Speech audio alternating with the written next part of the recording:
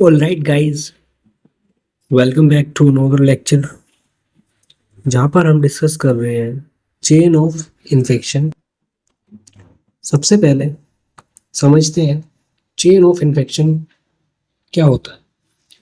तो 6 components of infection cycle इसमें आते हैं। सबसे पहले इन्फेक्शन कैसे ट्रेवल करता है, कैसे आता है, कैसे एंट्री लेता है, कैसे एग्जिट करता है, उसका ससेप्टेबल होस्ट क्या होता है, रिजर्वर क्या होता है, इनकी सबकी बात करेंगे इस लेक्चर में। सबसे पहले डिस्कस करते हैं इन्फेक्टियस एजेंट जो कि हमारे पैथोजेंस होते हैं। सबसे पहले micro organism that cause disease वो होते हैं इन्फेक्टियस एजेंट्स, जिसमें example bacteria, Mycobacterium tuberculosis, viruses, influenza virus, HIV virus, fungi, Candida albicans, parasites, plasmodium in malaria. So these are the infectious agents और बैक्टीरिया जो हमारे हॉस्पिटल्स में acquired होते हैं या फिर कोजिंग एजेंट्स होते हैं फैले हुए, उनको बोल रहे हैं। बात करते हैं कैरेक्टरिस्टिक्स की। सो कैरेक्टरिस्टिक्स अफेक्टिंग इन्फेक्शन कौन कौन से हैं, जैसे पैथोजेनोसिटी, ability to cause disease, viral and severity of the disease caused, invasiveness, ability to enter and spread in tissue, and resistance. ये रेजिस्टेंस हो जाता है ability to survive outside the host, example spores. बाहर रहने की भी इसमें ताकत होती है जब तक इसको होस्ट नहीं मिलता उसके बिहाफ पे भी नॉर्मल रेजिस्टेंस रहता है। इसके बाद बात करें तो सेकंड हमारे पास आता है रिजर्वायर। रिजर्वायर क्या होता है कि the natural habitat where the infectious agent lives, grow and multiplies, उसको हम बोलते हैं रिजर्वायर। टाइप्स ऑफ रिजर्वायर में कितने टाइप्स आते हैं, जैसे कि ह्यूमन हो गया, ह्यूमन कैरी करता है सिम्टोमेटिक एंड और एसिम्टोमेटिक्स। एनिमल हो गया, zoonotic disease, rabies from dogs, plague from rats. Environment, soil, water, food, इनमें भी ये रिजर्व हो सकता है। क्लोस्ट्रिडियम टिटेनाई इन सॉइल, वर्बिकुलोरेंस in water. Okay, an example की बात करें तो tuberculosis, bacteria live in human lungs, live in human lungs, cholera bacteria in contaminated water. तो यहाँ से ये सब जो बैक्टीरिया हैं ग्रो करते हैं, यहाँ तक ये रिजर्वर रहते हैं। जब तक इन्हें कोई होस्ट नहीं मिल जाता तब तक ये अपना एक्शन शो नहीं करते, ये सिम्टोमेटिक रहते हैं। ठीक है, सिम्टोमेटिक भी रहते हैं जब उसको होस्ट मिल जाता है। अब बात करें तो पोर्टल ऑफ एग्जिट क्या है। So what is portal of exit? तो डेफिनेशन की बात करें तो the route by which the infectious agent leave the reservoir.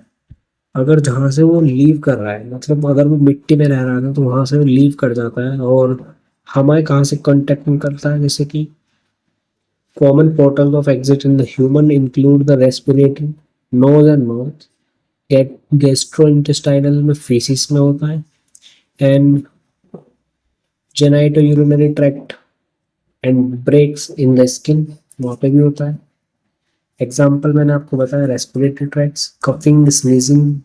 कोविड-19 की बात करें वही हुआ था, और टीबी, इन्फ्लुएंजा भी पाए जाते हैं। गैस्ट्रोइंटेस्टाइनल ट्रैक्ट्स में फेसिस में मिलता है। वोमिट्स, एग्जाम्पल कोरोना, हेपेटाइटिस ए। उसके बाद ब्लड में बात करें तो थ्रू निडल्स, कट्स, ट्रांसफ्यूजन के दौरान हो सकता है। कौन कौन सा हो सकता है? HIV, hepatitis B, malaria. Skin या म्यूकस मेम्ब्रेन की बात करें तो वुंड्स में पाया जाता है, लीजन्स में पाया जाता है। Example staphylococcus infection. उसके बाद जेनाइटो यूरिनरी ट्रैक्ट की बात करें तो यूरिन में मिलता है, सीमेन में मिलता है, vaginal secretions, example gonorrhea, syphilis. यहाँ पे रिजर्वर पोर्टल ऑफ एग्जिट खत्म हो जाता है। नेक्स्ट आता है हमारे पास मोड्स ऑफ ट्रांसमिशन। अब मोड्स क्या क्या होंगे उसके ट्रांसमिशन के, कि कहाँ कहाँ से हो सकता है। तो इसमें डायरेक्ट और इनडायरेक्ट आते हैं। अब सबसे पहले बात कर लेते हैं डेफिनेशन की। The method by which the transmission infectious agent transferred from reservoir to the host, इसको हम बोलते हैं मोड्स ऑफ ट्रांसमिशन। सबसे पहले कहाँ से एंट्री लेगा, तो डायरेक्ट हो सकता है, डायरेक्ट ट्रांसमिशन बोलेंगे इसको। उसके बाद person to person contact, touching, kissing, sexual contact में आ रहा है अगर, तो उससे हो सकता है डायरेक्ट। तो इसमें डायरेक्ट ड्रॉपलेट हो सकता है, और कॉन्टैक्ट विद सॉइल हो सकता है। Okay, droplet spread, coughing, sneezing and less than 1 metre के बिहाफ पे अगर आ रहा है कॉन्टैक्ट में तो हो सकता है। और इनडायरेक्ट की बात करें तो इनडायरेक्ट ट्रांसमिशन में airborne, dust, droplet, nuclear less than 1 metre, example TB, measles, vehicle borne, contaminated food, water, blood, vomitize, vector borne, mosquito, malaria, flies, typhoid, ticks, Lyme disease, these are the vector borne। तो यहाँ पे हमारा ये mode of transmission होता है indirect और direct method से, इसको हमेशा याद रखिएगा। उसके बाद पोर्टल ऑफ एंट्री। अब जब एंट्री हो ही गई है तो रास्ता उसका देखेंगे कि the route through which the infected region enter into a new host. जब एक नए होस्ट में जाता है तो उसको बोलते हैं पोर्टल ऑफ एंट्री। एग्जाम्पल की बात करें तो respiratory tract, inhalation of droplets, influenza या टीबी हो सकता है इससे। गैस्ट्रोइंटेस्टाइनल ट्रैक्ट में कंटामिनेटेड फूड और वाटर से होता है Corolla and hepatitis A. Skin अगर ब्रेक कर देता है तो वहाँ पर टिटनस हो सकता है, स्टेफाइलोकोकस इन्फेक्शन हो सकता है। म्यूकस मेम्ब्रेन की बात करें तो आई, नोज, माउथ, कोविड-19 एंड कंजक्टिवाइटिस हो सकता है। और जेनेटो यूरिनरी ट्रैक्ट के एसटीडी हो सकता है, gonorrhoea, HIV, syphilis. And parenteral route के इंजेक्शंस, ट्रांसफ्यूजन्स, इंसेक्ट बाइट्स, ये हो सकता है। तो ये सब हो गए पोर्टल ऑफ एंट्री। एंड हमारा लास्ट बचता है susceptible host. So what is susceptible host?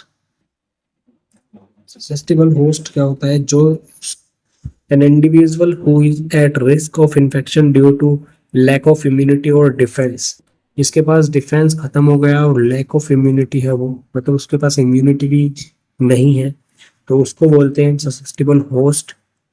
और इसके पास फैक्टर्स क्या है इन्फ्लुएंजिंग ससेप्टिबिलिटी? जैसे तो इम्यूनिटी वीक है, वैक्सीनेटेड और प्रीवियसली इन्फेक्टेड, मोर रेजिस्टेंस होता है।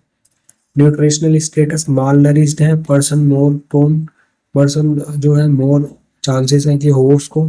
एज होता है, इन्फेंट में ज़्यादा होता है जल्दी, and elderly more vulnerable. Chronic illness हो सकती है इससे, diabetes, cancer, HIV, weaken immunity कर सकता है। उसके बाद बात करें तो medical intervention, chemotherapy, immunosuppressive drugs और इन्वेजिव प्रोसीजर्स प्रोवाइड करते हैं by the help of health care provider, जैसे कि डॉक्टर्स की इसमें कंसल्टेंसी लेते हैं। ठीक है। एंड एक चीज़ मैं आपको और बता देता हूँ स्टेजेस ऑफ इन्फेक्शन के बारे में। ये हेडिंग मैंने इसमें नहीं डाली थी, अब डाल देता हूँ।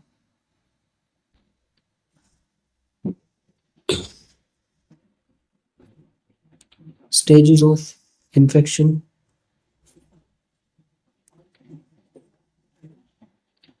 तो इसमें कितने स्टेजेस होती हैं? 4 स्टेजेस देखी जाती हैं स्टेजेस ऑफ इन्फेक्शन में। इनको लिख लेते हैं एक बार। फर्स्ट है हमारे पास इंक्यूबेशन पीरियड,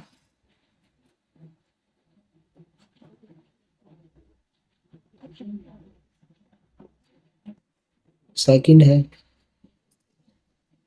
प्रोड्रोमल पीरियड,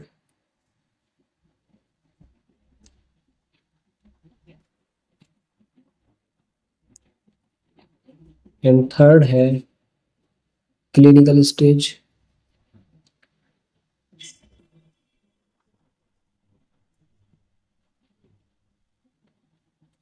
या हम बोल सकते हैं इन्वेसिव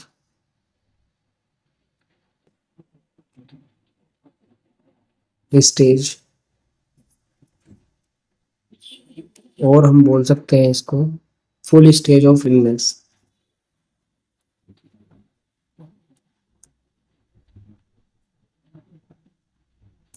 एंड फोर्थ आता है हमारा लास्ट, कन्वेल्जेंट पीरियड।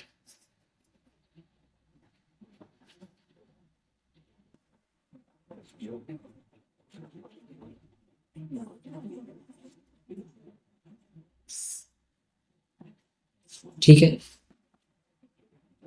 तो बात करते हैं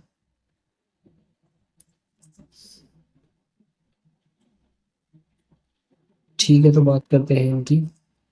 सबसे पहला इंक्यूबेशन पीरियड में क्या होता है, the time from initial contact with infection agent to first sign of symptom, that is incubation period. मतलब जब वो कांटेक्ट में आया और जब तक उसका साइन एंड सिम्टम्स शो करते हैं फर्स्ट, उसको बोलते हैं इंक्यूबेशन पीरियड।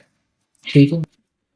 एम्प्रोड्रोमल पीरियड स्टेज क्या होती है कि early sign and symptoms of the disease are present, mild and generalize symptoms जैसे कि fatigue, malaise, headache, and low grade fever. So these are the stage second. And third is clinical stage और invasive stage, या फिर हम कह सकते हैं full stage of illness। इसमें क्या होता है कि sign and symptoms specific to the disease appear, जो भी डिसीज उसको हुई है उसके रिगार्डिंग जो साइन एंड सिम्टम्स होते हैं स्पेसिफिक होते हैं, तो तभी हमको पता चलता है कि हाँ इसको इन्फेक्शन हो गया है। उसके बाद हम बात करते हैं